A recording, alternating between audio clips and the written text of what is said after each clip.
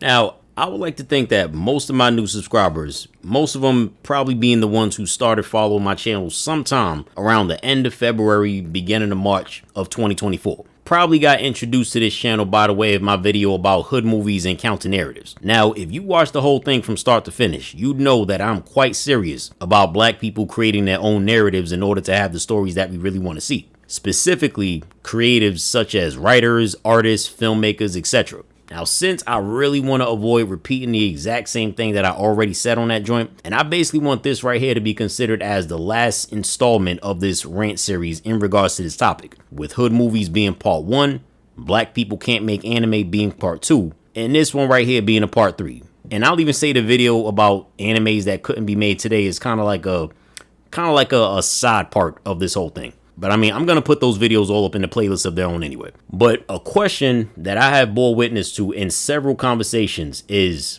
do black creatives have to have black characters? Simply put, no. Black creatives don't have to have black characters, be it as protagonists, side characters, antagonists, none of that. Just like how Japanese creatives in the realm of manga and anime don't have to have Japanese characters or even have the story take place in Japan. Now, why do I say that? Simply because black people are not a hive mind or a monolith. Though I will say that usually when I hear that phrase, it's usually said by black people who want to engage in some clown ass behavior without being called out or judged for it. But still, black people are not a monolith. Even those among us who have similar thoughts, interests, and share common core values, we're still our own person at the end of the day. Now, for those who want a more in-depth breakdown, stick around, cause this is gonna be a long one. Alright, so boom. Why is the idea of black creatives having black characters considered as important? It's usually either due to the lack of good representation within mainstream media that's mostly produced by non-black creatives, or simply being fed up with the black characters being humiliated, disrespected, or treated poorly, or even treated as unimportant within the narratives of non-black creatives, or being dissatisfied with black creatives within the mainstream who haven't exactly produced the best narratives black media consumers would actually like to see themselves in. And I'm pretty sure I don't have to say the name of the person or show his picture or his work for y'all to guess who I could be referring to, because I'm pretty sure you already thinking it. But over the years though, even before the era of social media, many have taken it upon themselves to either create the stories that they want to see themselves, or even support those who are already doing just that, whether it's comics, novels, video games, movies, etc. The idea is to create what we want to see so that there's no need to ask or even try to beg someone else to do it, because we can simply take care of business ourselves. The purpose of it all is to fill the void until there is no void to speak of. Now, I've heard some people say that the Japanese don't complain about representation, which for the most part I would say is true. But the thing is, Japan, and also by extension Korea, have the luxury of not having to worry about not seeing people who look like them within media, because of the fact that they literally have built for themselves a multi-billion-dollar media industry where the overwhelming majority of characters within their stories are Japanese, or Korean if it's a K-drama or manhwa. This is regardless of whether we're talking about protagonists, antagonists, side characters, etc. There is no need for them to have to worry about a manga or an anime or a movie with little to no Japanese people in them, because within the medium, they are indeed the end-all be-all within their own spaces. And rightfully so. In short summary, it's kind of hard to complain about being hungry with a full stomach. Now, if the same was the case for black media, then this whole argument wouldn't have a need to exist in the first place. It would just be, what's the next project and when can we expect to see it? And that will be a general question for black creatives all across the board, not just a question for specific individuals like Ryan Coogler and Jordan Peele. Now, as I've stated in the first part of this whole trilogy, a renaissance of black or Afrocentric media, or establishing our own space where we're the ones in control of it all, is very much possible, so long as those within the culture are willing to cooperate in order to bring it to fruition. Because at the end of the day, the only ones who have the final say in whether or not we can have nice things is ourselves. People telling us it's not possible to be successful, it's only true if we insist on believing that it's true. Now, obviously, in reality, where things actually matter, such a defeatist mentality is obviously BS. But if you're someone that insists on constantly telling yourself that success isn't possible, then yeah, as far as you're concerned, in your mind, it's quote unquote not possible to get stuff cracking. But there's a multitude of factors that stifle the progress of a lot of black creatives that needs to be course corrected, because going forward, they serve as nothing more than some dead weight. Now, some of these obstacles are brought on by external forces, but others are more of an internally based thing, which is the bulk of what I'll be going into in this joint. One of the obstacles that some black creators need to overcome is the fear of not only not being liked by everyone, but also the fear that certain people won't like or support their work because there's quote unquote too many black characters in it. Some cats be out here feeling discouraged from having any black characters because they think certain people won't find their characters relatable, which is just... It's bullshit! You are wrong! All of you are wrong! Some of them will hit you with that classic line, stories with too many black people in them are just not relatable or marketable. And my only question to that is, To who? if somebody has an issue with the race of the characters within that story, then that's an issue with the person, not the work itself. As I said in part 1, everything has an audience, no matter how big or small. So regardless of the race of the characters, the gender of the characters, the setting, or the time that the story takes place in, somebody is gonna want to check it out. B movies and action movies are full of corny acting, cheesy dialogue, and yet people like these movies for what they are. So why change them to try to appeal to someone outside of the audience that actually wants to see them? Now, of course, there are people who will complain about there being quote unquote too many black characters, whatever the hell too many is. And of course, these people will claim that they don't care about X, Y, and Z. But the thing is, why bother questioning something or constantly bring it up if it doesn't bother you? If they don't care that the story is full of black people, they would never question why there's so many black people in it. The same way they don't question why everybody in Demon Slayer is Japanese, because there's no need for an explanation. They just go with it and enjoy the story for what it is. Now, those who actually don't care about the race of the characters within the story, regardless of how many of them there are, these are the ones who won't question that aspect at all. All they want to know is the story going to be good or not? Because if a story sucks, it's going to suck no matter what races are or aren't present in it. Now, I got some more to say on this topic, but I'm going to hit the next one real quick since it kind of loops back onto this one. Another problem that some creatives have is the issue of trying to pander to certain crowds.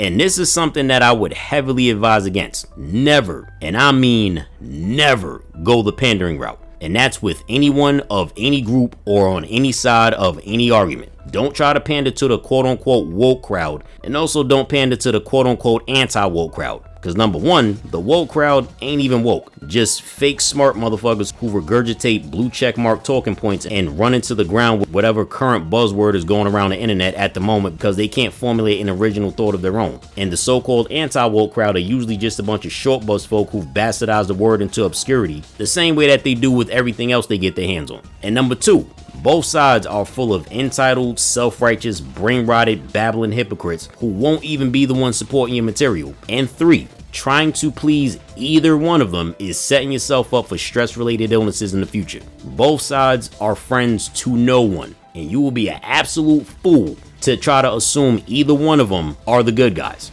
They just want to give the illusion that they're the most morally upright people. But trust and believe, there's some ugly shit under those veils. These crowds are full of cretins that don't like when people don't think exactly like them and have gotten it into their heads that they're the heroes. One is just as annoying and detestable as the other. And the second that you say something that they don't like, they will try to rush to virtually cannibalize you on every platform that they can find you on. They do the same thing to each other within their own groups. And of course, they're always going at each other's groups respectively. And as for these hating ass so-called critics, remember, these are the same people who love to say, just go make your own stuff and get out of our spaces. Yet they continue to complain even after someone does exactly that. You create your own story with your own characters, world building, power sets, etc., etc. But then here they go whining that you didn't write your story, the way they wanted you to write it. They tell you to stop trying to go into their spaces and go and make your own space. But the second you not only create your own space, but it starts to do a little too well and they notice that shit's popping over there and they can't take any credit for it, here they go, right on cue trying to hijack and sabotage it any way they can. And should you fight back instead of just taking it like a bitch, they'll try to flip the script and say that you're the one in the wrong, even though they're the ones being invasive. They want you to create your own thing, but they want you to do it the way they want you to. They want you to create your own space, but, you know, make some room for them to come over and talk their shit at the same time. They want you to create your own space, but make it center around them, even though it's your space. Because the way that they see it, it's either you are a barely relevant side character in their story, or you are just not to be seen or heard at all. Not even in your own damn story. Protagonist syndrome is a bitch, ain't it? Trying to seek validation or community from them is a pointless task that is best avoided if you value your sanity and peace of mind. Black people are the only ones who constantly get questioned about their existence in fiction. And before you come up with an opinion, let me explain to you about this comment asking me, why are all your characters black? Let's be clear, the beginning of my universe, I made my heroes look like me, just like every other creator in any realm of fiction.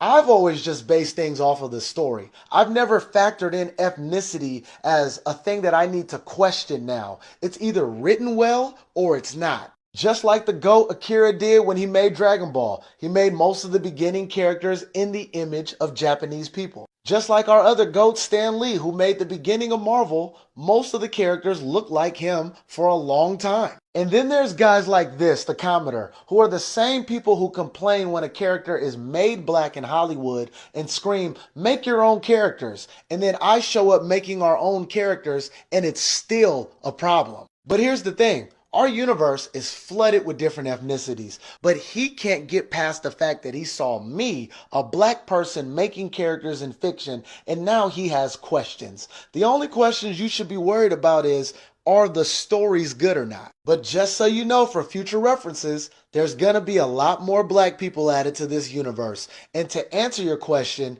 it's because I can. Now, pandering is in simple terms described as saying what somebody wants to hear or doing or giving someone exactly what they want, usually in excess, even if it's not good, proper, or reasonable. Oftentimes, if not all the time, it's done for the sake of gaining something in return. In this case, it's in the hopes that they'll gain a fan base / customer base by doing a whole bunch of brown nosing and ass kissing and playing the go along get along game. I'm gonna keep it a stack. I did this whole pandering joint for like about 1 or 2 years, from about 2015 to like 2017. And believe when I say that, that is some labor that bears no fruit. I was out here trying to impress people by saying that I got characters that's the same race as them and all that goofy stuff. Out here doing fan art, trying to get noticed in the whole shebang, bro. The only thing I got out of that was boredom and the feeling of going nowhere fast as hell, bro. It wasn't until I started putting out the work that I wanted to make that I started to grow more of a following, a lot less boredom, and I actually felt fulfilled in terms of what I was producing. So I know from personal experience that pandering is a waste of time. Even if it works, you're still gonna hate it, bro. If it ain't today, if it ain't tomorrow, it's eventually. Now, I done heard some cats in some Facebook groups that I'm still in say that they fear making their own original stories a certain way, or even putting certain material in the story because they're worried that somebody might take it the wrong way and get offended by it. Now look, if you're not trying to be offensive, as in being offensive isn't the intent, you're honestly wasting your time and your energy worrying about that. Because regardless of how much you try to walk on eggshells, you're bound to offend or piss off somebody in this bit. Either that or somebody will try to even reach to try to over exaggerate or even invent something to be salty about. Happens all the time. It could be because you didn't write the story the way that they wanted you to write it. A character said a certain thing, they didn't say a certain thing. You added some political aspects and they didn't want any politics in the story, even if it's established that such aspects have always been part of that narrative. You didn't address certain issues the way that they wanted you to address them. You didn't have enough characters of a certain race. You have quote unquote too many characters of a certain race. You said the quiet part out loud that they rather ignored. You didn't make a certain character the focal point of the story. You didn't ship the characters that they wanted you to ship. Whatever the reason is, somebody's gonna be pissed off, somebody's gonna be quote unquote offended, and somebody gonna hate on you. I don't give a damn how likable and inoffensive and wholesome you try to be. Now, you could try to take the super safe route of extreme self-censorship and changing the direction of the narrative in order to avoid pissing off certain crowds, but you could run the risk of diluting the effectiveness of the narrative. Now, of course, this is a choice that is completely up to you to make, but if you water down your material because you don't want to quote unquote offend someone, you can do that. You can capitulate, you can bend the knee, as long as you're willing to come to terms with the fact that That's why no one will remember your name. if you build a platform off of an audience that just wants to be pandered to rather than enjoy a story, you're seriously going to end up hating the fan base that you built from that, because you'll only have two real choices. You can either continue to pander to that fan base, or you could ditch that fan base and build up a new one, which means you'll have to start over from zero. And since nobody wants to have to start over, it's better to just build a fan base comprised of a genuine audience that really just wants you to make a good story. You can have a diverse cast, but you don't have to. Something like diversity is neither inherently bad or good. but it should be organic, not something that's forced or done for the sake of trying to check off boxes or trying to impress some phantom audience or even trying to convince someone who literally could not care less about something to care about it. I mean, peep this, right? In Hirohiko Araki's book, Manga in Theory and Practice, old boy states, and I'm paraphrasing, that so long as something fits within the context of the story that you're writing, you could get away with making the characters being all male. Basically, if something makes sense to the story, then you don't have to worry about whether or not you have a character for each demographic. Similarly, Park Tae-jun, the creator of Lookism, stated in an article, and this is when the interviewer was asking him, nowadays people from all over the world read webtoons. Do you consider your international audience when creating new comics? Have you ever given up on certain themes or stories because they'd be difficult to translate into another language? And then PTJ responds, no, never. If bringing my work to an international audience was my first priority, I never would have created Lookism or Viral Hit. The easiest thing for me to imagine is what Korean readers would find interesting, but I wanted to entertain my fellow Koreans, and as a result, I think I was able to create works that even foreign readers can enjoy. That being said, I'm good at action manga, which may have also contributed to my work's international success. Action is a popular genre in many countries. So basically, to hell with trying to appeal to certain audiences or trying to make something that's for everyone. Create material for the audience that you're actually looking for, and the rest will follow suit. Create something that's interesting enough in itself, and people beyond your target audience may end up taking interest. You'll get a lot more respect for sticking to your guns and having your characters be the way that you created them, and having the story be the way that you wrote it to be, as opposed to going with what you think might be the quote-unquote better and more marketable way to go, in the form of watering down your original vision because somebody else said it won't work. Now, if you want to change certain aspects about your story, then obviously it's your story, your characters, your choice. But personally, I think it's better to go with what was originally intended. Now, of course, not everyone's gonna be on board. Everything is not for everyone. Some people get the idea in their head that they want to make a story that's for everyone, or a story that everyone likes. That is nothing more than a delusional pipe dream. For one reason or another, someone will not like your story. You're going to get complaints. You're gonna get haters. You're gonna get those miserable, nitpicking pseudo-intellectuals who try to disguise their obvious trash-talking disrespect as constructive criticism. There's no such thing as a person, place, or thing that everyone's gonna like. You would think there'd be no such thing as a person who doesn't like water, since, literally every living creature needs water to survive. But nah, there's some motherfuckers out here who don't like water, and their foreheads will speak for themselves. I mean, at the end of the day, you gotta make the type of story that you wanna make. You gotta decide which path matters more to you. Maintain the integrity of the work that you want to produce, or dilute and self-marginalize in order to win the approval of a bunch of people who only pretend like they rock with you. Whether or not you create something to call your own, the people who get a kick out of trying to troll, demoralize you, and make you quit are going to run their mouth regardless. It's because they have no other reason to be breathing right now. In addition to the fact that a good percentage of those trolls aren't even actual humans behind those keyboards. Don't let some old random ass no-face tell you that you have quote-unquote too many black characters, or that you can't put any racial aspects in the story if you so choose. Even if it's another goofy ass black person telling you this shit, you can feel free to stiff arm they brainwashed, low racial self-esteem having asses out the way too. But what if some people feel turned off or alienated by me having too many black characters? What if non-black people don't feel like they're welcome? I wouldn't worry too much about that. Now, if you choose not to have black characters, then that's your choice. And that should only be because you chose not to have any black characters. Not because you felt guilt-tripped or pressured by someone else to not have any, but the idea that if you have too many black characters is going to alienate or deter non-black people from your story. It's bullshit! As I've said before, people who don't care about the races of your characters are only interested in whether or not your story is going to be good. In regards to them other folks that you may be referring to, the people in question are the same people who never complain about a story having too many white people for it to be quote-unquote relatable. Or they'll watch anime with mostly, if not all, Japanese characters and they'll have no objections. But as soon as they come across a story with more than just one or two black characters in it, characters that actually matter to the story, now all of a sudden, they got some gripes to make. Be for real, bro. They'll be perfectly fine seeing black people not be included in some shit, but then in the next breath, they'll sit up here talking about, how come I don't see any white people at Streamer University? Why do you even care? I thought you niggas hated DEI. Now all of a sudden you care about diversity and inclusion? Oh, right. You only hate something when yo ass ain't at the center of it all, or it's not specifically made to benefit you. But peep how you had some people pointing out the fact that if some big named white streamer did something similar to what Kai did with Streamer University, and they noticed that there were little to no black streamers there, these same cretins would have been so tight-lipped that not even gas would have got through them bitches. And if there was some black people complaining about it, you know what they would have said? Oh, why don't you just go and make your own thing?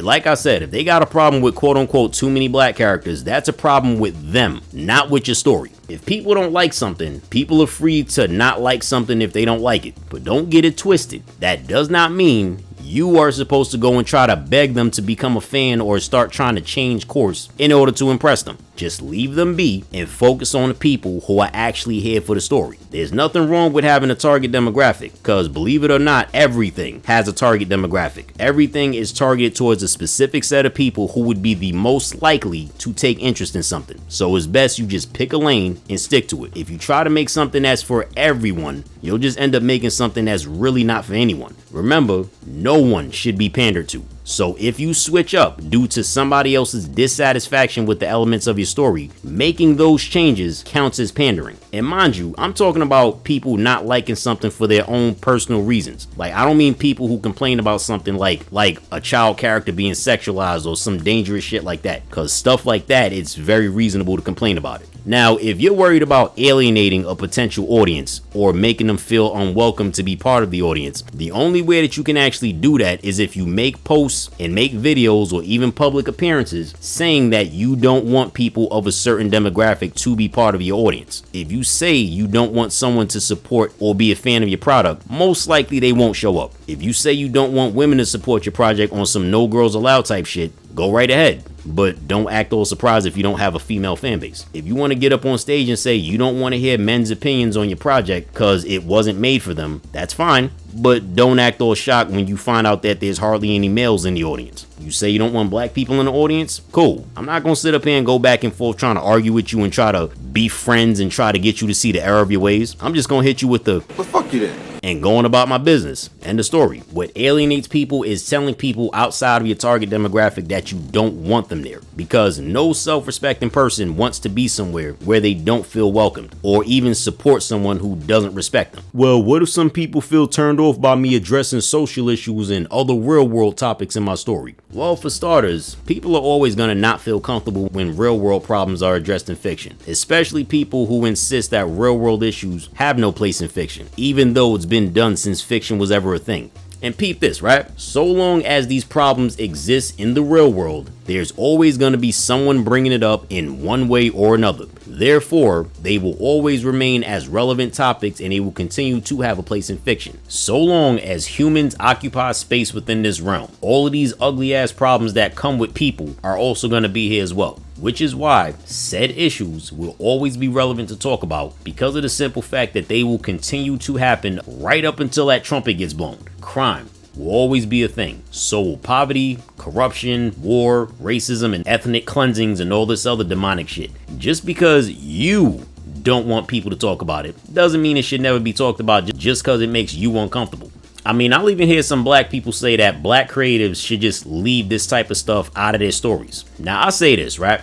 If you're a black creative, you're not obligated to make racism or some other kind of real world issue a part of your narrative if you either simply don't want to or it just doesn't fit within the narrative that you created. But if you're a black person, creative or not, and you don't want black creatives or just black people in general to ever talk about this type of stuff in any capacity because of your fear of how certain groups of people might react to it, or you're deathly afraid of possibly upsetting and maybe pushing away your non-black friends or the non-black person that you're in a relationship with, I'ma just have to insist you go eat a 12-pack of Franks, like straight from the grill right in your mouth. Just cause yo scary ass wants to disassociate, keep your head down, and play the whole go along get along game thinking that denying the existence of an issue is ever gonna fix it, doesn't mean that the rest of us needs to follow suit and start pussyfooting around the problem acting like we don't see what's happening in front of us cause, well, it's not like what's affecting that guy over there is affecting me personally. Bitch ass nigga.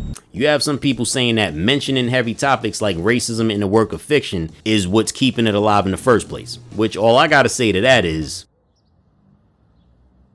Man, what the fuck is you talking about? What the fuck was that? I'm sorry, you gotta be the dumbest motherfucker in the world if you think pretending like an issue doesn't exist has ever made it go away. Matter of fact, if that's actually how you think problems are fixed, should you ever break a bone in the future, you better not go to the hospital. Don't even go to the free clinic. Just walk it off and thug it out for the rest of your life. Don't nobody want to hear about how much pain you in and whatever infections you got right now and how bad you think it's affecting your quality of life and all that noise. Like, when are you gonna realize that the reason your injury keeps getting worse is because you refuse to stop talking about it?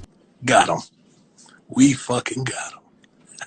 Anyway, turning people off because you decide to address real world issues within your story isn't what should concern you. What should concern you is, would bringing up such issues fit within the narrative that you've established? I mean, cause ask yourself, would adding certain elements like that to your story make narrative sense if they've never been an issue up until now? Now, there's also plenty of illiterate and low attention span folk that'll either miss or straight up ignore said elements, even if they've been right there out in the open from the jump. I mean, you got movies like Sinners, right? Where there's tons of obvious subtext about racism and racial oppression all throughout the story. I mean, it's even harder to miss when you take into account the time period that the movie is set in. Yet, there's a bunch of 5-teacher classroom motherfuckers who will come out their face to type away at their keyboards talking about, what does this even have to do with racism? It's just a movie about vampires. Why don't you just keep your woke politics out of this movie? Are you retarded? Are you stupid, simple, or slow? Which one? Just cause you're too damn slow to peep the blatant in-your-face subtext, which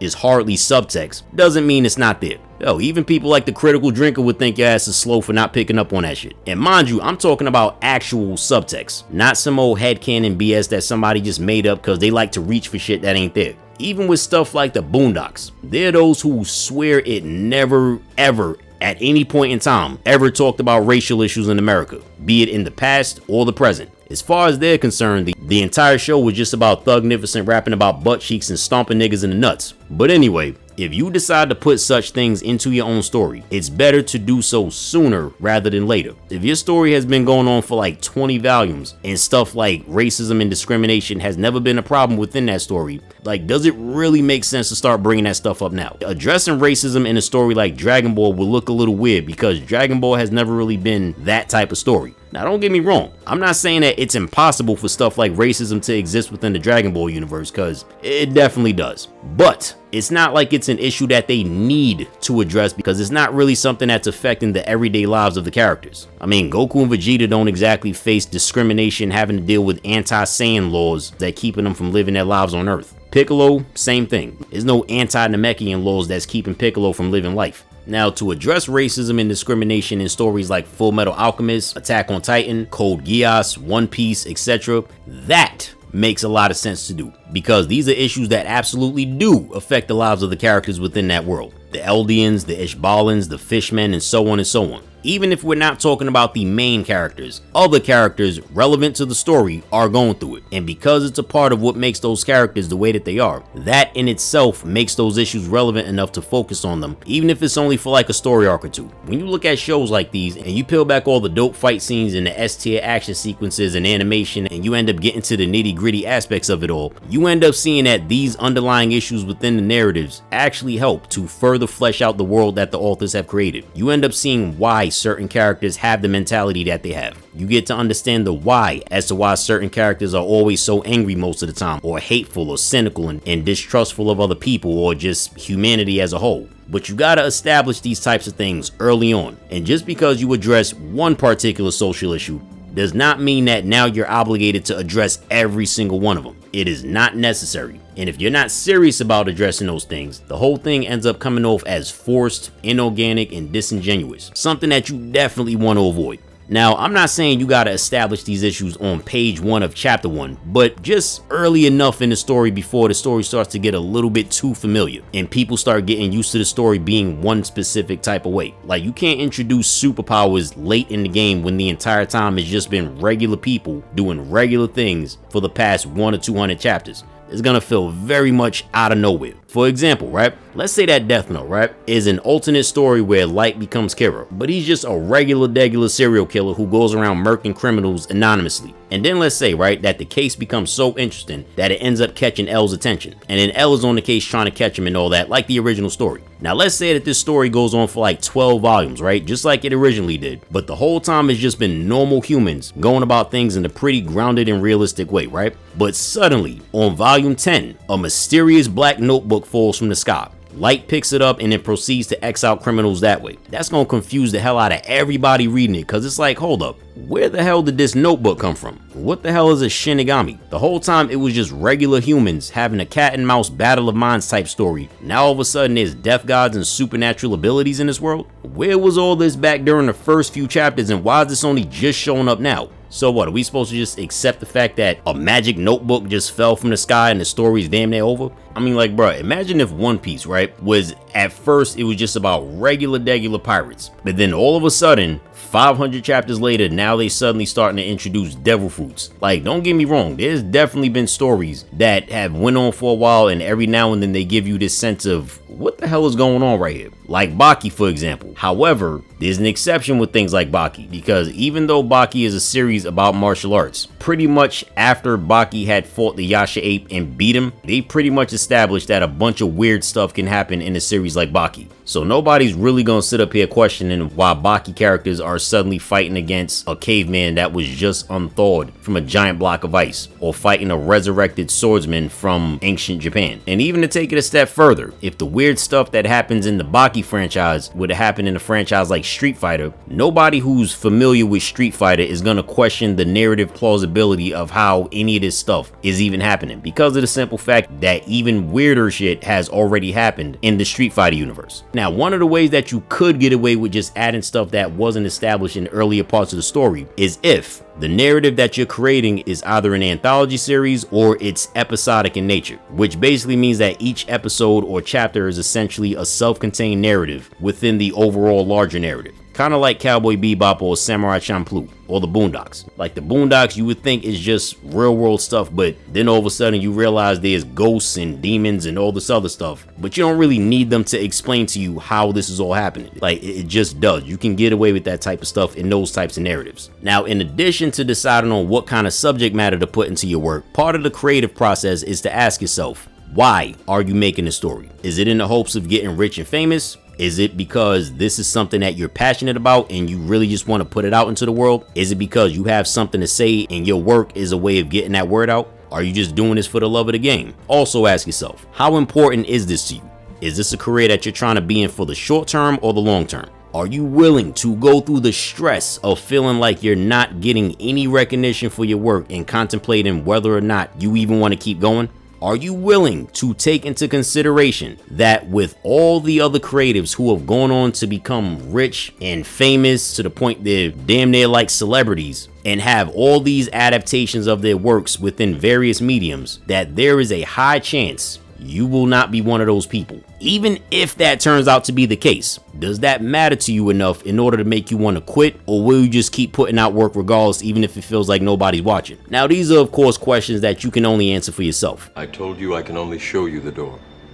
You have to walk through it. Now, obviously, money does play some importance in why we do what we do. Cause like, let's not try to be fake it, bro. I'm pretty sure most of us would love to be able to not just make money, but make a stable living off of our hobbies. But as time goes on, it becomes more and more difficult to make that so, especially if you're going the independent route. Cause I promise it ain't easy, and it sure as hell ain't cheap. Now, personally, I've already decided that I don't want to make comics for the long run. My intention is to finish them and then after just do something else, bro. Like, I'm honestly just trying to complete my comics so I can just move on with the rest of my life. Whether or not my works become popular, I'ma still do what I set out to do. Now, would I like if my stuff became popular? Would I like to have my own anime and all that stuff? Absolutely. but I have long since made peace with the possibility that that won't happen. Now, I ain't saying that you gotta look at it the same way, but that's just my own approach. Now, to go back to the whole point real quick about how you should be writing your own narratives. Don't create a narrative in the hopes of trying to be a people pleaser or trying to get the attention of those who really couldn't care less about what you're doing unless they see somebody else talking about it. You'd probably be shocked to know the amount of people who genuinely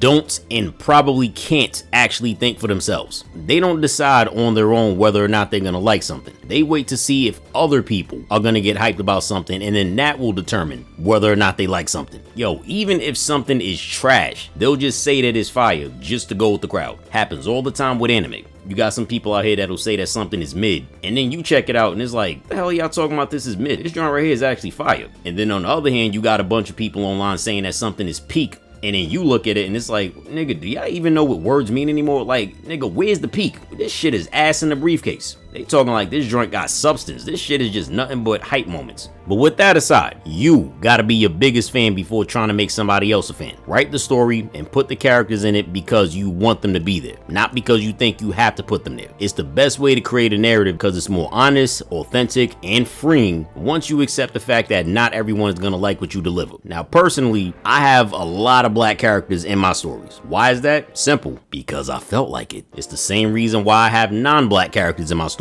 Plus, it's quite relevant to my story that these characters are the races that they are. And I didn't care to be all allegorical and use aliens or talking animals or sentient inanimate objects or something like that. Nah, I want it to be as straightforward with what's going on in the story as possible. If the character serves a purpose and I want that character in the story, I will straight up put them in there just cause. Why do I incorporate folklore and historical aspects from African culture and other parts of the diaspora into this fantastical story of mine? Because personally, I think a lot of it is still very much uncharted territory, and I think they will make for interesting narratives. Plus, a lot of that stuff looks fire, bro. Why do I have black characters of every skin tone from the lightest of the light to the darkest of the dark? 1, for world building reasons. 2, I think it looks cool to just see the whole spectrum of complexions. Why do I want to show positive black relationships? Why the fuck not? Because it's nice to see positive ones, where the man and woman actually enjoy each other's company. I mean, we got plenty of negative depictions of that, so why not show some positive versions of it? I mean, both exist in the real world, even though some people like to pretend like that's not the case. Why do I have female characters who are 6 foot, 7 foot, 8 foot, 9 foot plus, or have female characters who are maybe on the muscular side, or maybe on the chubby side, or maybe they might be dwarf size or some shit? What, so women with those body types feel represented? Nah, it's because, again, world building reasons, with a bit of my personal interest sprinkled into the mix, but mostly it's because of world building. It's legit the reason behind various things such as why certain characters are ridiculously bigger than others, why their hair color might be a certain way, why their eyes might look a certain way, why certain characters have certain abilities, etc, etc. There's narrative reasons behind what will be seen within the comics. But I say all that simply to say that representation is simply a byproduct of the story that I'm making. It's not the story itself. Now, if there are those who find representation within the characters that I created, I ain't mad about that. But my objective is to tell a story that I think was slap. And see, that's genuinely how I think you should approach your own story. Because you gotta put yourself in the shoes of the viewer. Ask yourself, if you were the viewer, would this be something that you'd be hyped to see? Because remember, we're talking about a product that you made that you want somebody to spend their hard-earned money on. Would you spend your money on this if you were the customer? If your answer is anything other than a straightforward Hell, motherfucker. Yes, sir. Dean Kane, sir. Then you might want to have to get back to the drawing board. This has nothing to do with ego stroking or none of that. It's about putting out the best product that you can because that's exactly the type of stuff you'd want to buy off the shelves. You see, my philosophy is this, right? I'd never feed somebody something that I myself would never consume. I don't drink alcohol, so I'd never give someone alcohol. I don't eat chitlins or no parts of no pigs, so I'd never feed somebody pork, even as a form of charity. I don't smoke or do drugs, so I would never give somebody cigarettes or drugs. So in the same sense, I'd never want to read a whack-ass comic or watch a whack-ass anime. So why would I want to make something that's doodle butter and then put it out? Especially if I want somebody to spend money on it. Just don't make no sense. And on another note, the whole thing about the whole representation thing is that it ain't what many may think it is at first glance. Just like how there's those of the anti-representation crowd who just like to complain about something just because. There's also those of the representation crowd who also like to complain about something while contributing nothing to the solution. It's nothing more than a conversation for the sake of killing time for a lot of people. It's not about solving the issue itself, but But as I said,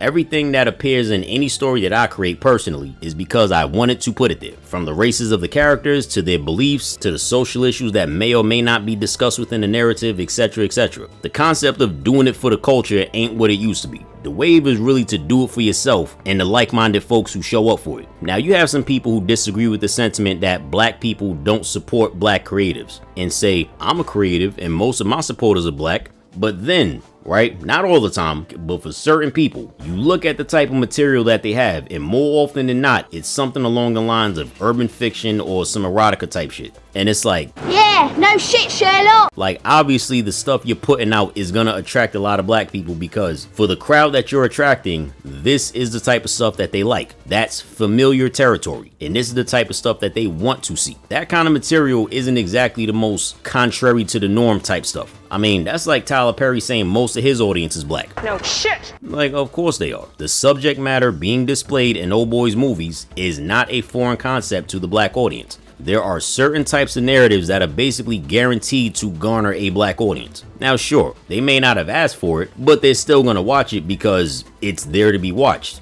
and they like it. And people are going to show up for the things that they like. Now, even though some of the people, who say that they're not gonna watch the next thing Tyler Perry puts out, will still end up watching it, even if it's just to criticize and poke fun at the shit, which is fine. But you're still watching it and giving it views, which is gonna draw more people to watch it. I mean, after enough scrolling and seeing all the clips of the movie and people making reviews and reaction videos and so many people hyping it up, eventually they're gonna end up catching a FOMO ghost and they're gonna cave and end up watching the movie and giving it a review. And now guess what happens? Now the movie ends up getting even more attention because their audience is gonna tune in now. It is not that different from how you got so many people who complain about how stupidly overpriced the new iPhone is, only to end up copping that shit anyway. But you know, I'll cut some slack. You're only human, and everybody caves to FOMO every now and then.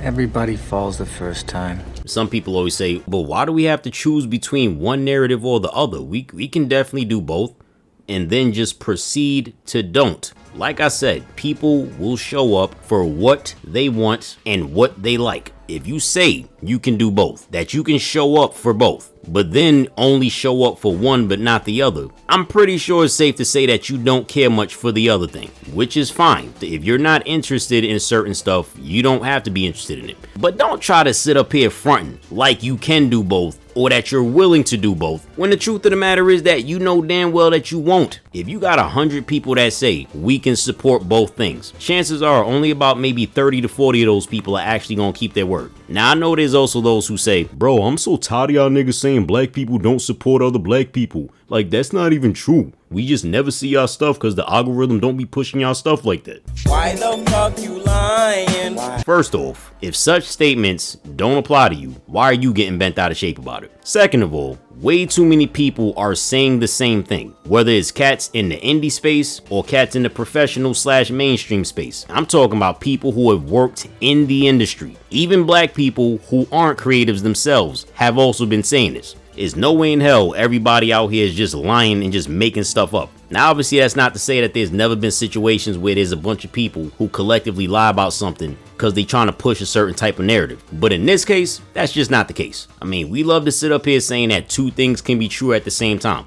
It's no different here. Some black people support the stuff that they want to see, others don't. Some actually mean what they say when they say they want certain narratives with black characters. Others say they want to see all that stuff, but then they're nowhere to be found whenever it arrives. It's either that or they just want to see that it's there on the shelf and then do nothing else with it. I mean, look, as much as being a geek and having an interest in stuff like comic books and anime and video games that aren't 2K has become a lot more mainstream and more accepted amongst black people, the more out-of-the-box type narratives within certain genres still remains a niche avenue among the black audience. And the smaller the niche, the smaller the audience. The only way to be able to do more out-of-the-box material and have a large audience for it is if you've already made a name for yourself, such as the likes of Jordan Peele and Ryan Coogler. Their popularity and track record of success with past projects like Get Out and Black Panther have afforded them the luxury of being able to make pretty much whatever kind of story that they want, and people will show up just because it's made by them. As for someone who's just starting out and trying to make a name for themselves, it's a lot more difficult. Now sure, there are some lightning in the bottle type moments where some newcomer ends up going viral and ends up gaining a large fan base, but that will not be the case for most creatives. It's even more difficult when some black people see that you're doing something and will just have low expectations off rip, just automatically assume it's whack and not even give it a chance, which in itself can be a bit demoralizing. And see, here's the thing, right? My problem ain't with people not liking mediocrity. In fact, it's actually normal to want and expect quality. My issue is how you have some black people who only hate and reject mediocrity or even the bare minimum when it comes from other black people. That seems to be the only time that they'll actually acknowledge that something is not all that great and is not praiseworthy. But soon as that same mediocrity, that same bare minimum, that same trash comes from a non-black source, all of a sudden, these same motherfuckers start cheering it on and treasuring it. Let them niggas tell it it's the greatest thing they've ever witnessed. And the rest of y'all niggas who's criticizing them for it, y'all just hating because they not cheering for your ass. So I gave her an M&M. Oh my god! Like, yo, these negroids are more than happy to lower the bar for everyone else. If you're a non-black person, you don't have to try nearly as hard to impress them. Your sheer presence already meets the requirements for them to rock with you. You can be as bland, as boring, as subpar, and as corny as you want to be. It don't matter. The second you look like you about to do some basic shit, they gonna start jumping their ass off from wall to wall. What's wrong with you, Cairo? That nigga's corny. Corny? But if you are a black person, you got about 3 to 5 seconds to amaze them with whatever the hell you bring to the table. Shit is like Showtime at the Apollo, damn it. And that's the reason why I tell other black creatives to not even bother trying to win the attention of these specific types of black people, because of the fact that they don't care about what you're producing. Now, they do want to see stories with prominent black characters in them, just not from you. See, you being a black person, they expect you to make that kind of stuff, and it's because of the fact that it's expected from you, they don't care to appreciate it or value it nearly as much as they'll appreciate it when it comes from an unexpected source, like Japan, whenever they put a black character in an anime. And it's kind of funny because I remember a few years back, right, somebody made a joke that said, if you want to get certain black people to stop supporting certain types of businesses and fashion brands, just tell them it's black owned. Now, don't ever expect them to admit this out loud, because they won't. Just like how you have most self-hating black people who never admit out loud that they are indeed self-hating. So what they'll do instead is just deflect and try to cover it with some other shit. Because, you know, certain things they just really tend to hit different when they're said out loud rather than being written or typed or just thought of in one's head. And that's the reason why you gotta pay attention to the other stuff that they say and watch their behavior, because actions will tell truths that the mouth will never utter. It's a fact. But to go back to the other cats I was talking about, the only time that they want to decide that they want to care about what you're producing as a black creative is either when they see non-black people supporting it, or if you decide to stop what you're doing and do something else, or if you're just simply not around anymore. Then all of a sudden, oh, you was underrated, you was the greatest to ever do it, it's a shame there's not more like you doing this, you know, etc. fake shit. Ain't that a bitch? Now, as for all this algorithm talk, I won't pretend like the algorithm or any of these sites and apps are perfect. Far from it. But at the end of the day, they show you posts based on the stuff that you interact with. For the most part, if you interact with posts talking about anime and comic books, the algorithm is going to push more comic book and anime centric content to your newsfeed. If you interact with a bunch of brain rot stuff, that's what's going to get pushed to your newsfeed. The gossip, the controversy, all this negative stuff ends up catching your attention more than material that's the opposite of that, because that's the type of content you're attracted to. I mean, you could just stop tuning into that stuff, but you won't. It's too addictive and too entertaining for you to put down. These people will say that black creatives don't try hard enough to get their work seen and that the algorithm doesn't push it. But at the same time though, it also doesn't show up on your newsfeed because you're not actually looking for it. Yet, With the negative stuff, you'll actively seek it out, trying to stay up to date on all the latest news and all the latest celebrity gossip type shit, who's sleeping with who and all this other crazy shit, because of the fact that people will go where their interests lead them. And like I said in the first part, if you make art with black people in it, the type of content that tends to go viral and get the most engagement be the negative or controversial stuff. It's not to say that the wholesome stuff never goes viral, but oftentimes it's the negative stuff. Like, yo, I know this one cat who I follow who posts hella comedic or,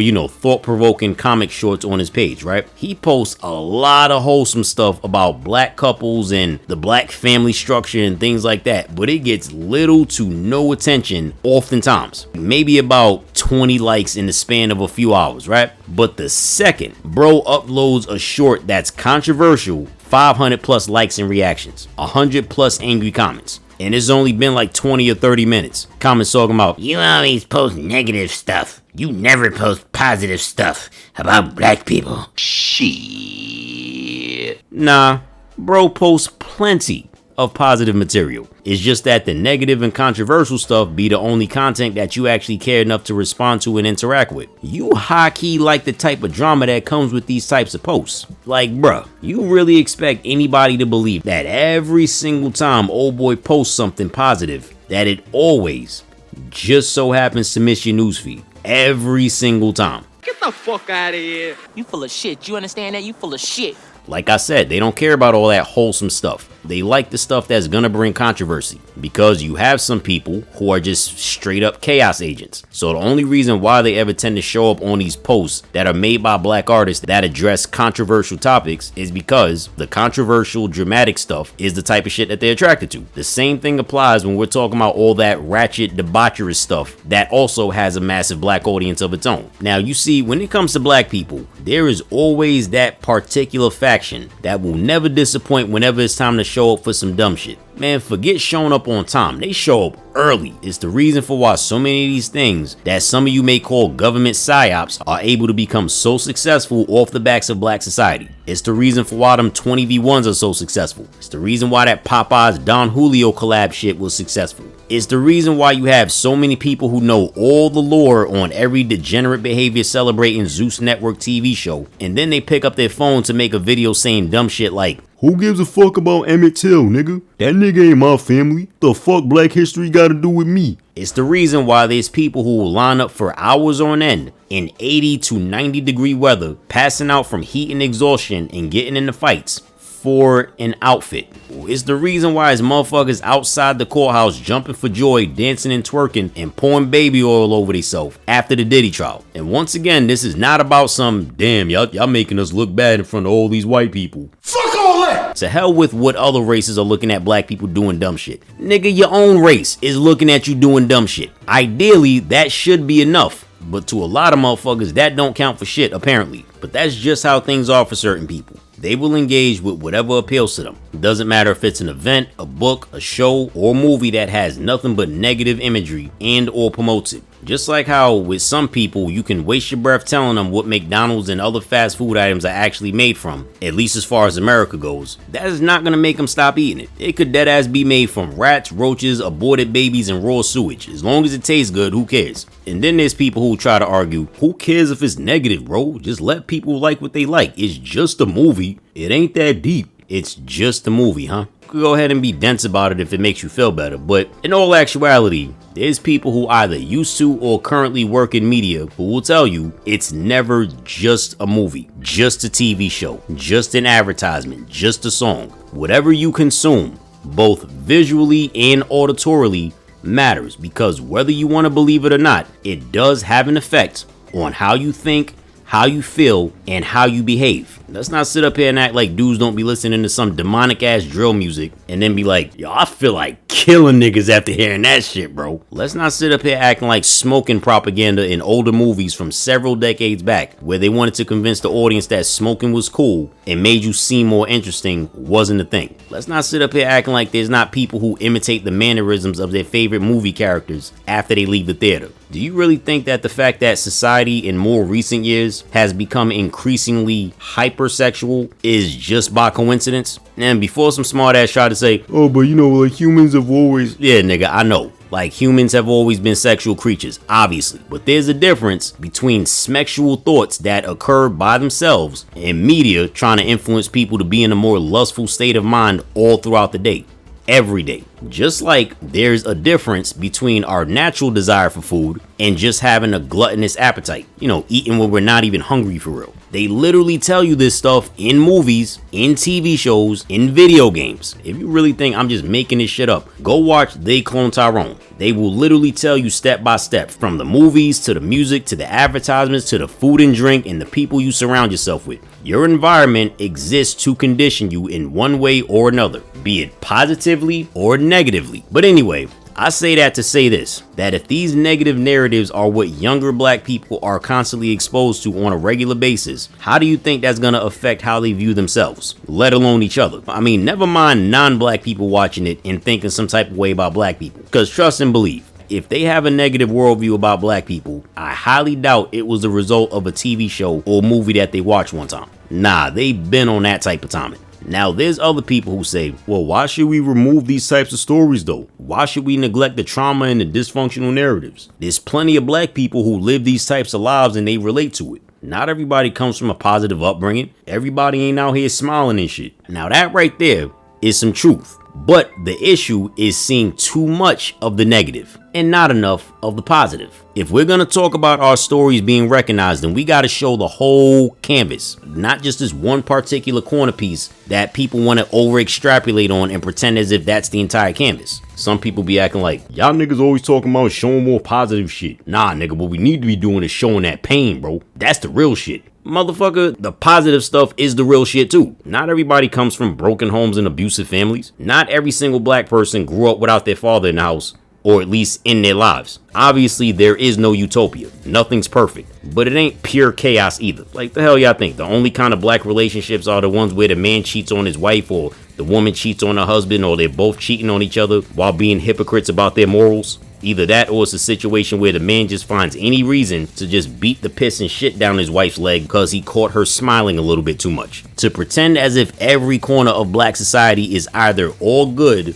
or all bad is equally disingenuous. Even though you have some black people who like to act as if black society is just all bad because of whatever traumatic or emotional baggage they have. It is hilarious, right? How we'll look at other races and acknowledge that even though there's plenty of bad people among them, that not every single one of them are bad. But then look at each other and then pretend as if that's not the exact same case. As if we can't show each other that exact same energy. Talking about something. It's not that easy though. It's a lot more nuanced and complex than that. No, wrong. You could easily show that exact same energy to other black people, just like how you do with every other race of people. You just don't want to. Instead, you rather insist on using your past pain as some kind of excuse to have this super salty ass worldview of the collective based on the actions of the few. Something that for some reason you just don't have it in you to do to any other group of people. Bitch ass nigga. But anyway, as stated in part 1, these types of movies where black people go through BS are not the issue. The issue is the severe lack of counter narratives. Narratives that show black people in a more positive, exciting, and interesting scenarios rather than dark, mundane, hopeless, and depressing ones. Like, we know black people are good at portraying pain, suffering, hopelessness, tragedy, grief, loss, despair, and then some. We know black people are good at portraying tragic characters. We know black people are good at portraying the villain, but those are not and should not be the only types of characters that black people can portray. Especially if we're talking about within our own narratives. Black characters should also get to laugh. They should also get to be happy. They should get to have healthy relationships with each other. They should get to have a good family. They should get to be heroes. They should get to be cool. They should get to be their own person. They should get to not struggle all the damn time. They should get to have interesting stories that are outside of the usual narratives that they get put into. Black characters should get to have happy endings to their stories. And as also stated in part 1, even in Asia, they have their own share of dark, tragic, and traumatic, depressing stories. But that's not all they have to offer. They have variety. Various types of narratives across a plethora of different genres and in different mediums. It's a matter of take your pick and watch something. Now, to get back to the premise of things black creatives need to ditch in terms of negative mindsets, black people need to stop thinking that they need to have the best of the best of the best tools when it comes to producing some material. You really just need something that's not janky, but sufficient enough to help you get started. Worry about getting your hands on the big stuff later. You don't need to have a 4K IMAX camera just to get started on making films. You're not out here about to make Oppenheimer 2, bro. I mean, it's people in other parts of the world doing so much with a lot less. You got cats in places like Nigeria and Southeast Asia making content with the only high quality piece of equipment they got is like the iPhone. Everything else from the editing software to the props that they use is all basic stuff, yet the end result be looking pretty damn professional. Yo, I've seen some high quality animations, and you would think they use some super expensive software to put that together,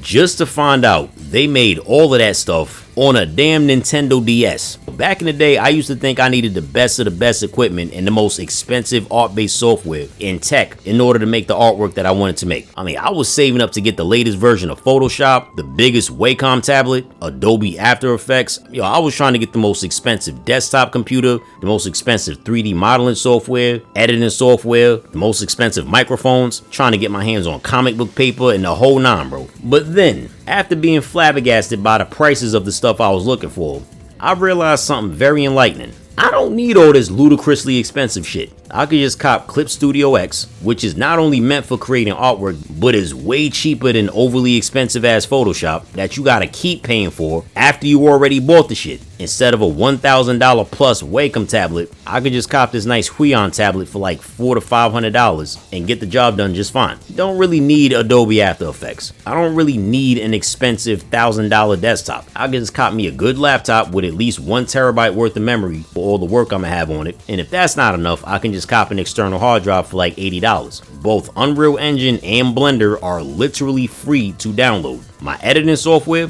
is Shotcut, some free joint that I just downloaded when I was Googling editing software. I don't need no $1,000 plus microphone when I can just cop a quality joint for like $150 to $200. I don't need no damn comic book / manga paper that comes like 30 sheets in a pack for like $15 when I can just go up online, cop a 20-pound bag of some 11x17 paper that comes in like 500 sheets per pack, which is like 2,500 sheets in a box from Staples for like $75. But all in all, I ended up spending about $2,000 collectively for all of those art supplies and saved like $8,000. Now, had I tried to cop all the hella expensive stuff, I probably would have pissed away the whole $10K, and I probably would have only had like about 1 or 2 items off the entire list. But anyway, the point is, you don't need to have the absolute latest and most break the bank tier stuff in order to take care of business. It just needs to be quality enough to not be janky. And nowadays, man, there's a lot more cheaper or even free alternatives that'll not only help you get started, but help you save some bread. Even Microsoft Paint has gotten some upgrades over the years. And the last time I used that joint, well, aside from back in January when I used the current version to make this right here, the last time I used MS Paint was like back in 06 or 07 when I made this joint.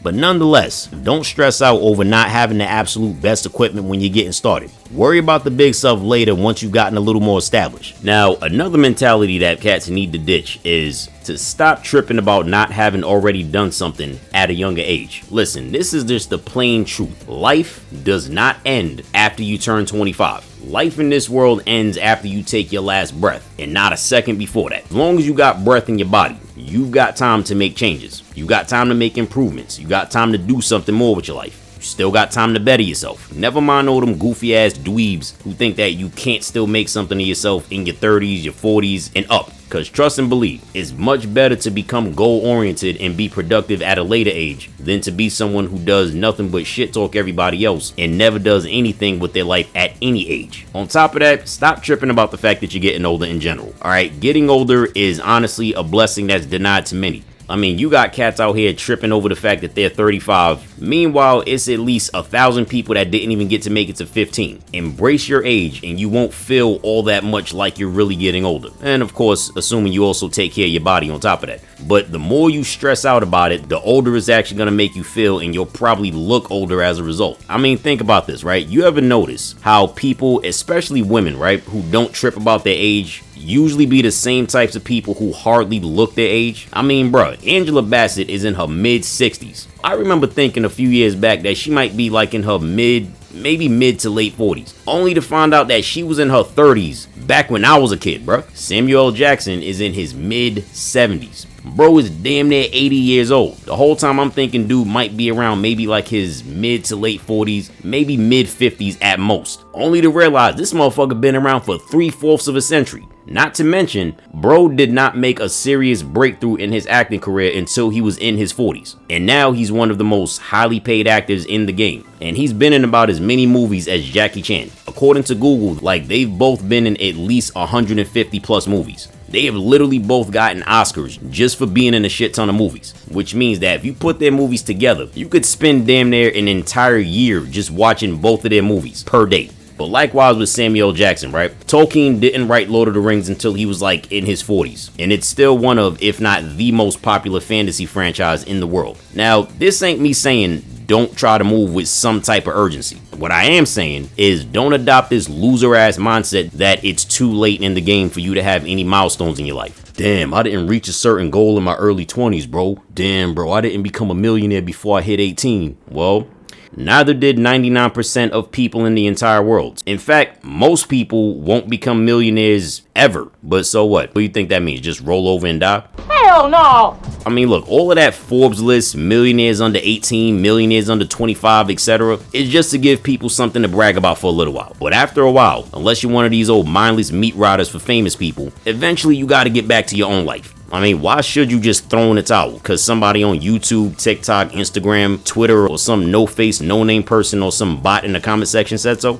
Fuck all that! I mean, peep game, bro. The concept of misery loves company is at an all-time high these days. And you got people who are so damn miserable that they want to project their own fears, insecurities, and shortcomings onto somebody else. They absolutely cannot stand seeing other people have goals or ambitions because they don't have any, or life is just whooping their ass so bad that their pathetic ass attempt to cope with their own miserable existence is just to talk shit about everybody else. Damn. I mean, just think about all these goofy ass misogynistic and misandrous podcast motherfuckers who are really just agents trying to promote this gender war shit. These people are so miserable, they can't find a good woman or they can't find a good man, so they want to try to convince everybody else to just completely hate the opposite gender and just be miserable, bitter, and lonely just like them. All while trying to disguise their goofy ass red pill rhetoric as empowerment. All they're doing is convincing a bunch of people to fall to their death while convincing them that they're actually flying upward. And on top of that, there's another group of people who also try to just demoralize everybody else and just convince them to just give up on everything. You know the type, them old brain rotted, dead on the inside ass people. The type of people that try to make you sound crazy when they say stuff like, bro, it ain't even that deep. It ain't even that serious. Meanwhile, the business at hand that they're talking about is indeed that serious. But anyway, the point is, there is no such thing as too late when it comes to doing something with your life. The only thing that there really is a cutoff point for is stuff like joining a sports league. You know, the NFL or the NBA usually be wanting cats that's like fresh out of high school or playing college sports. They not really looking for cats that are like halfway through their 20s, late into their 20s, almost 30 type shit. Not to say that there aren't exceptions, but for the most part, they're looking for the youngest people that they can find. But aside from that, there's really no too late. And mind you, this is for anybody who's over 25, at the age of 25, or about to be 25 in however many years. If you have a goal in mind, go for it. But at the same time though, have a plan. Like, I would never recommend that you just quit your 9 to 5 and just have some faith in yourself, because that would be some doodle ass advice right there. Just because it worked for some YouTuber or some streamer doesn't mean that that's how it's going to work for you. It might, but you don't really know that. Because we all know that methods like that usually end up getting patched like a FromSoft game with the quickness once too many people catch on and they start trying to emulate that. The same way that these platforms create these goofy ass algorithms for the sake of trying to make it harder for lesser known content creators to get their numbers up and get monetized. It's better to keep your 9 to 5 and try to take some script from that and then add it to your hustle as much as you can whenever you can. And once you feel like you reach the point where all that stuff you put to the side will be enough to sustain you while you chase your hobby, then you can consider quitting your 9 to 5 and all that. Now, getting to the last few points before we wrap this up, right? Another mindset that black creatives need to let go of is feeling too shy to present our ideas because they're not the usual narratives when it comes to stories that have black people in it. You know, the types of stories where there's a bunch of epic level stuff that only gets taken seriously when it's a story full of white or Asian characters. But then when the idea of a story like that with black characters is brought up, the idea is that it would be some kind of ghettofied spoof or just too silly to be taken seriously. There is so much more that black creatives can bring to the table besides comedy and being a black parody of something else. Now, fellow black authors and creatives, I'm gonna need y'all to lock in and listen closely when I say this. Are we really gonna sit up here and let a motherfucker like Quan Mills walk around confidently and go harder for his stuff than what we do for ours? Now, for those who may not know who this dude is, right? Quan Mills is basically Tubi in book form. I don't care how ridiculous of a title, concept, or story you think you've come up with. I promise this dude has you beaten by vanishing points. Dude has written, printed, and sold several books over his long career, such as My Baby Mama is a Loser, Old Thought Next Door, Part 1 and 2, Your Grandma's My Side Chick, My Pastor Got a Stripper Pregnant, The Coldest Thug Ever, When a Bad Bitch and a Savage Link Up, Project Whole Dreams, Crack Whole Dreams, Church Whole Dreams, Gutter Whole Dreams, Ugly Whole Dreams, Hoe is Life, Secrets of a Side Nigga, Your Mama's on Crack Rock, My Baby Daddy Stole My Tax Refund, Me and My Grandma Got the Same Baby Daddy, Sleeping with the Pastor's Side Chick, Addicted to the Abortion Clinic, Racist Rachel Got a Nigga Fired, My Bad White Bitch, Becky Sleeps on an Air Mattress, Becky Put Raisins in a Potato Salad, Tax Season Thoughts, Food Stamp Finessers, This Hoe Eats Chitlins, This Nigga Got a Small Dick, Ho, Yo Coochie Stink, A Bacterial Vaginosis Love Story. Now, believe it or not, here's where the shit gets extra unhinged. Huh? My Baby Daddy is a bedbug, pregnant by a hood alien, pregnant by a YN crash out alien from Mars, pregnant by a zombie dope boy, pregnant by a dope boy named Dracula, pregnant by the flying chitlin monster, and they say men will sleep with anything, pregnant by a Chirac drill rapper demon from hell, pregnant by a dope boy named Wendell the Pooh Bear, pregnant by the demonic Rose toy from hell, pregnant by a leprechaun thug rapper from hell, pregnant by a hood werewolf from 63rd Street, pregnant by an ogre thug from 63rd Street, seduced by the ghetto grape drink goblin. My side chick is a hood rat demon from hell, fell in love with a hood rich BBW velociraptor, gorilla goons, and the thick rich velociraptor baddies who love them. And of course, we cannot possibly forget what is quite possibly his magnum opus. This hoe got roaches in her crib. Nigga, what the You wanna know what's wild about this whole list? This ain't even half of what he got in the vault. Nigga! Keep in mind, this dude is an international bestseller. It's motherfuckers overseas that want to read this shit too. And dude has been at this since 2014. And as hard as it is to believe, it gets even more unhinged from here on out. I am purposely withholding the craziest stuff because I feel like I've exposed y'all to enough. You've looked far enough into the abyss as it is. There's no need to look any further. I am sparing y'all asses right now by not showing you the other stuff. So don't say I didn't warn you should you decide to dig deeper into the Ratchet Rider rabbit hole. Y'all think Tyler Perry's projects are a mess? Wait until the Quan Mills cinematic universe drops. My people, hear me when I tell you, we are neither mentally or psychologically prepared for this shit. Tubi will be eating good for decades off this dude's catalog alone. That shit gonna end up feeding families for at least 5 generations. And with this Google VEO3 joint that came out not too long ago, once they allow you to make full-length movies with them joints, it's a wrap. If they set that android free, it will be the end of all of us! No! I swear, Quan Mills is to black creatives what Aizen is to the Soul Society, what Sukuna is to Jujutsu sorcerers. Remember back in the day, during the early 2010s, how we thought Lil Wayne was as bad as it was ever going to get for hip-hop? Then Young Thug showed up. This reminds me of this anime named Bleach. Rumor has it that Quan Mills doesn't get inspired to write a new book. He threatens to write a new book. Books don't get released. They escape from his warehouse. His own characters dread the day that they'll be written in one of his stories. There's an urban legend going around saying that one day, one of his fans was reading one of his books, and one of the characters in that book had actually jumped out of the pages, and he told him he'd rather be in Berserk during the eclipse. Rumor has it that one day he was confronted by some black people who said to his face, "Nigga, you ain't nothing but another CIA operative sent to destroy the black community." And Quan looked them both dead in the eyes and said, "And?" Every single time that he introduces himself as international bestseller Quan Mills, that's not so much a greeting he's making to his audience. It's a warning. We must stop him. Now? Yes, now. We have no choice. If he wrote an isekai, it would probably be called That Time I Got Reincarnated into Another World After Getting Swiss Cheese by the YN brothers of a bitch I wouldn't pay child support to because I knew the baby wasn't mine. And it would probably be the most ghettoest fantasy shit you have ever laid eyes on. Bro probably gonna wake up to a harem of goblin and orc city girls or some shit. And you know the wildest part about it? It's gonna be motherfuckers itching to get their autographed copy of it. Now, on the off chance that there's anybody who thinks that all of these are just fake books, Here's an excerpt, narrated by the menace himself. All these fucking roaches and shit.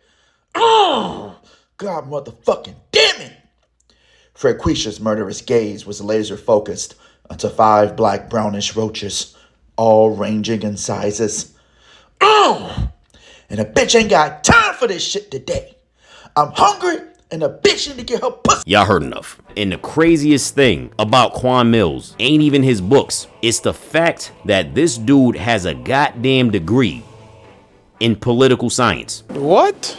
Now, this could possibly just be a really popular rumor. You know, as far as I know, he hasn't stated this himself. But somehow I can believe it. I mean, Junji Ito used to be a dental technician before his manga career, so it's not like it's outside of the realm of plausibility. But there is yet another creative who I would probably say is just as unhinged, if not more, if that's even possible. One who decided, you know what? I'm gonna create a manga about a man who is half dog and half human, who wants to get revenge on his father in the diddiest way possible. But first, he must fight his way through an army of assassins who are every bit as unhinged as he is. And I shall call this manga Dog Nigga. Who are these niggas?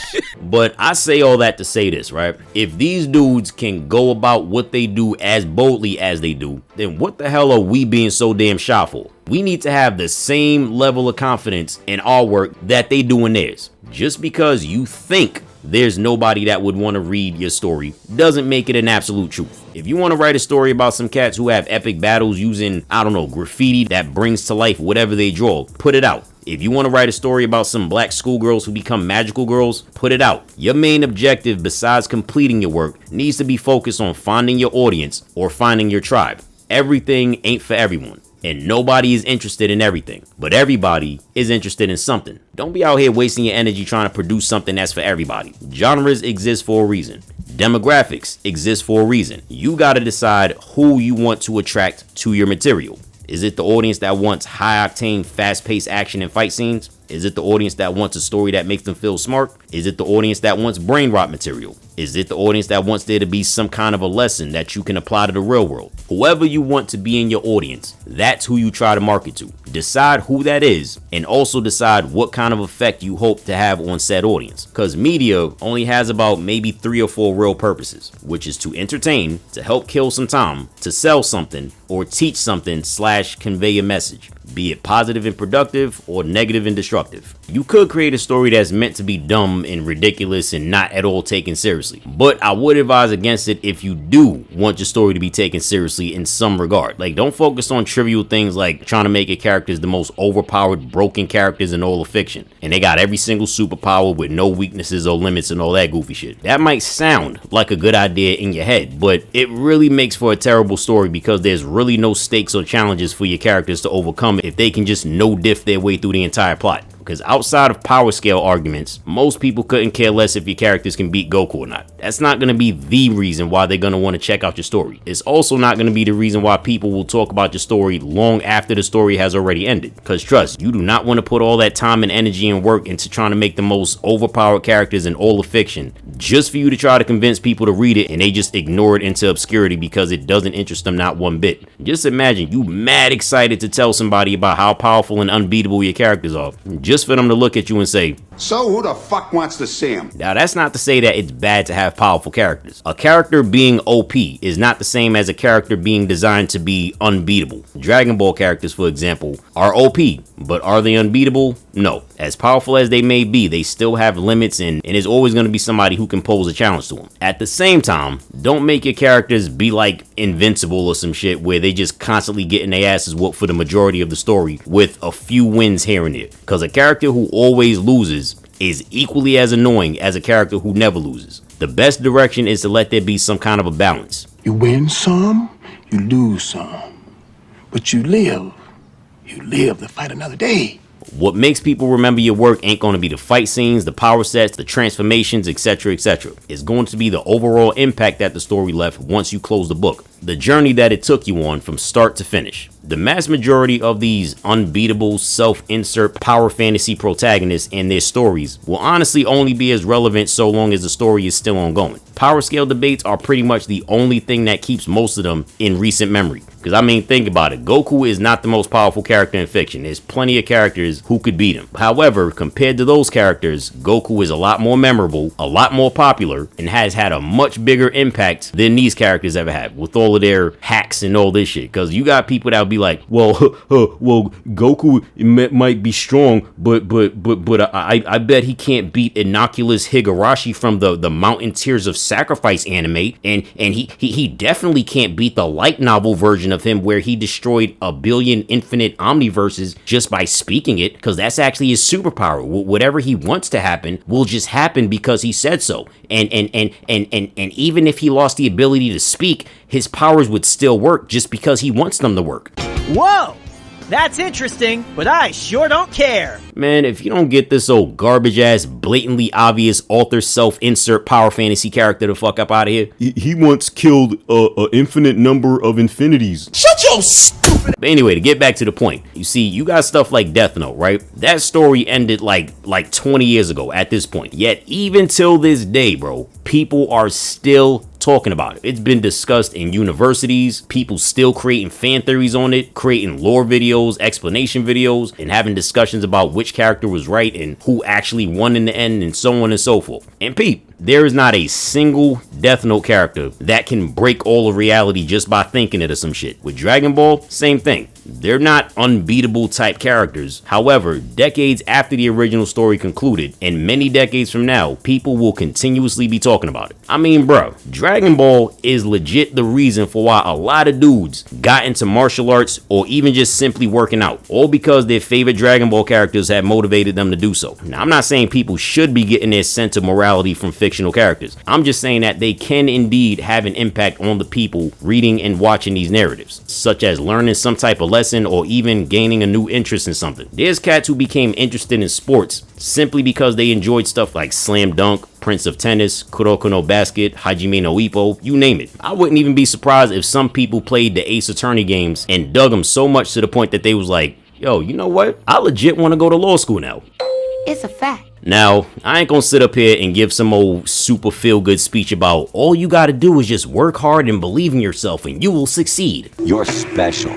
Believe in yourself and you will succeed. Now, don't get me wrong, it's a good positive affirmation to always keep in mind. But if hard work and belief in oneself was all that it ever took to be successful, there would not be that many dead people scattered around Mount Everest, now would there? Damn. Aside from just believing in your abilities, it's also going to take marketing, which means constant self-promoting, finding your audience, aka your tribe, networking, and also keeping in mind that stuff like timing is everything. All of these are things I'm still trying to get the hang of myself. Now, understand, it's going to be hella difficult. You're going to be tested like crazy. You're going to have days where you're going to doubt yourself. You're going to have off days where you feel like you're losing your creative abilities or you're losing your drive. You're going to have days where you just want to say to hell with this whole thing and just call it quits and then stop pursuing these goals. I know because I speak from experience. Had plenty of off days throughout the years. Matter of fact, I remember a few years back, I had a bad day, bro. That was so ass in a briefcase. I was this close to quitting in terms of creating comic books. Like, I mean, the entire BKU, my comic book universe, was on the edge of coming to a close prematurely. Now, see, what happened was,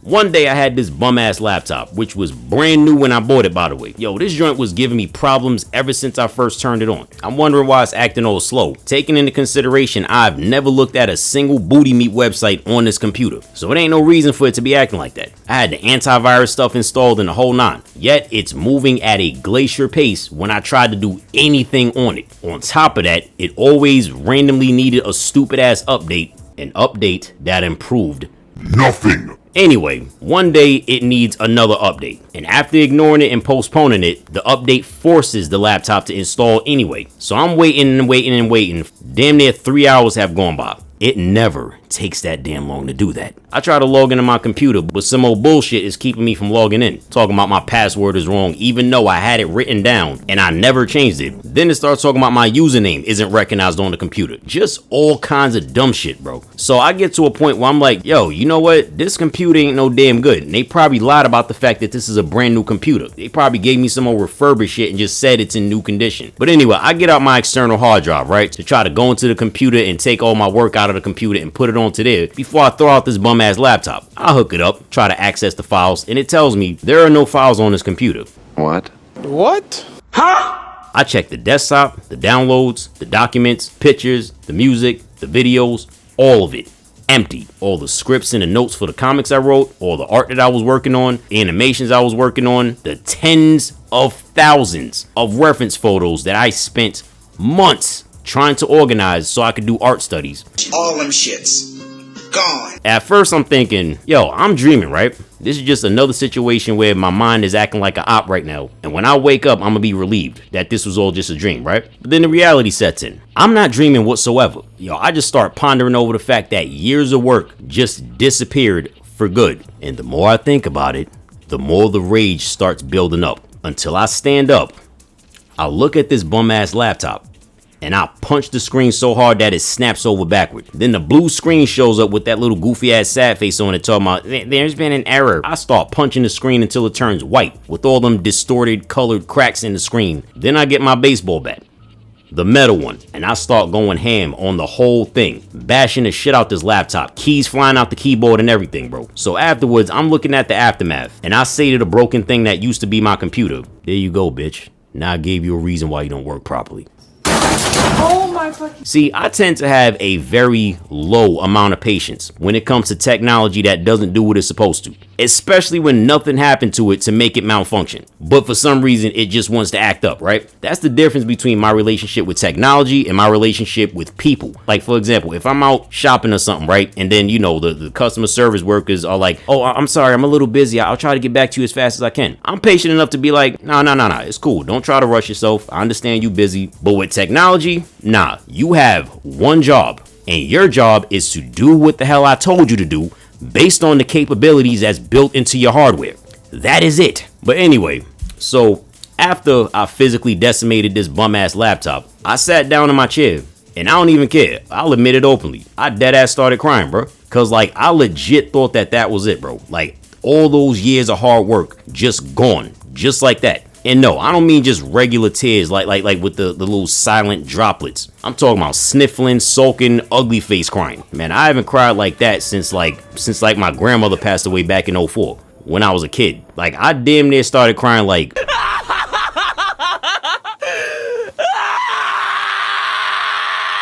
Now, of course, I didn't get that damn crazy with it, but you know. So the rest of the night, I couldn't even sleep. I couldn't even calm down. I went to sleep pissed off, woke up pissed off. And my fists must have been balled up all night because my palms was cramped like a bit by the time I woke up. So about a few weeks go by, I order a better laptop, and as I wait for the new joint to arrive, suddenly I start remembering very specific notes and very specific details about my comic books. I'm talking about like characters, power sets, in-universe history, the different gangs and the different races and the different locations, and just overall a whole bunch of world building aspects. I'm jotting down everything that comes to mind, be it on a piece of paper or in my phone. And slowly but surely, the whole BKU, the Brawlic Knuckles universe, starts to get restored. Now all of a sudden I'm hit with this burst of motivation, and I pick up a pencil for the first time in damn near a month and start getting to work. Now I say that story just to say that the road ahead is not easy, and anyone who tells you otherwise is capping their ass off. As much as I'll say work hard and put your best foot forward, on the flip side, I also understand that it can be a ridiculously overwhelming path. Some people just don't have it in them to push past all the stress and the headaches and the hard times and just keep going. For some people, the option to quit just seems like the better option,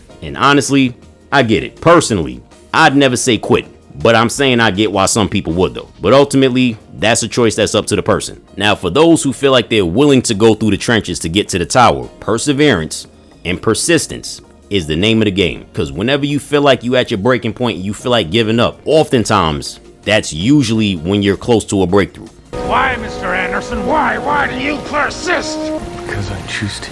Never, and I mean never, let them naysayers tell you that your story can't be successful. Those who have long since given up hope always want to say that something can't work or that something is impossible up until somebody finally pulls it off. It's quote unquote impossible for African countries to govern themselves and be prosperous on their own until an Ibrahim Traore figure steps up to the plate and shows them that it's bullshit. Here it goes. You want to have black protagonists, black fantasy stories, sci-fi stories, horror stories, mystery stories, love stories. You want to show positive positive black relationships and family dynamics? You want to show black people fighting their oppressors rather than slavery trauma porn? You want to show stories where black people are so collectively well off that they're in a position where they don't have to worry about racial issues or any other crazy shit like that? You want to show black adventurers and so on and so forth? Just go for it. All you gotta do is put the pen to the paper and write the narrative. And don't be shy about putting it out, because them hating ass trolls and naysayers sure as hell ain't shy about telling you that it's not possible for something to succeed. Even when something does succeed, they'll still try to talk down on it as if it's just a lucky break or some kind of glitch in the system. Because at the end of the day, they say what they say because they want that shit to be true. And they also want you to believe it's true. It ain't gonna work. I bet you don't get none. I bet you don't get it. I bet you don't get it.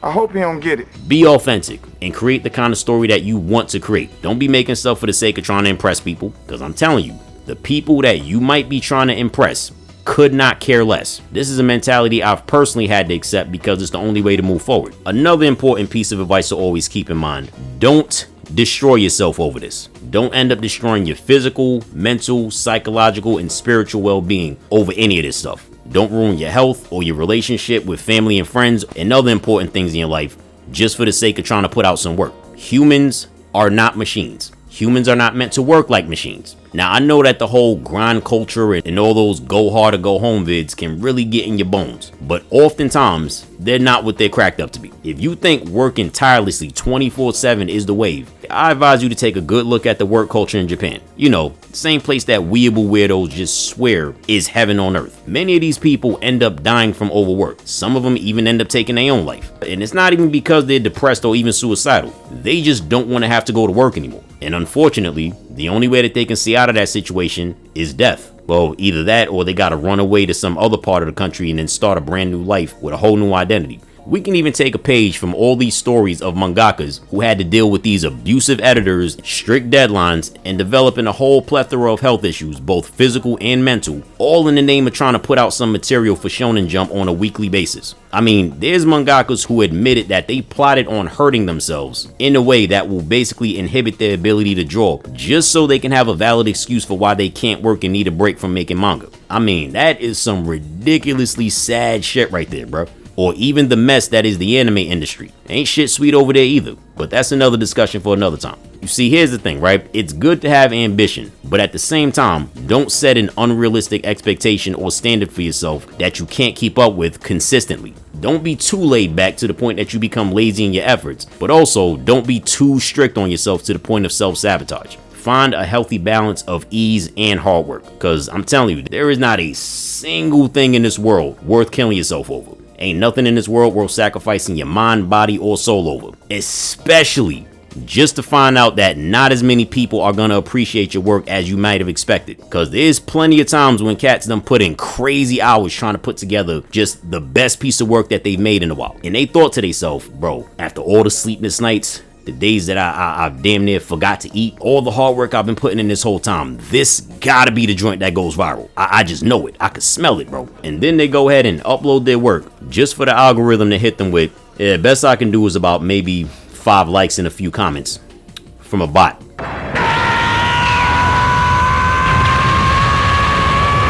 So to wrap everything up, make the kind of story that you want to make. Be authentic and don't pander to anyone or try to impress people who couldn't care less. Find your tribe and don't try to sell out to appeal to a non-existent audience. Accept the fact that not everyone is gonna like what you gotta deliver and that everyone before you has put their work out there, including professionals, and they've all gotten haters, and that you will not be the exception. Define your reason for wanting to create said piece of work. Keep it real and don't destroy yourself in the process of creating. Don't let the haters and the trolls and the naysayers try to convince you that it's not going to work, because they just want to keep repeating that lie because they're hoping that you're going to believe it yourself. Remember that there's nothing in this world worth sacrificing your mind, body, soul, or integrity for, and that's regardless of how good the perks may look or how much you may be tempted to do so, because it's better you find out now that it's not worth it in the end rather than later. And also, never let yourself get the feeling that you're the only person who's trying to build something. There's plenty of other people, both popular and lesser known, who are putting in their own work. Corey Kenshin got his own manga/anime, RDC World got their own anime/manga,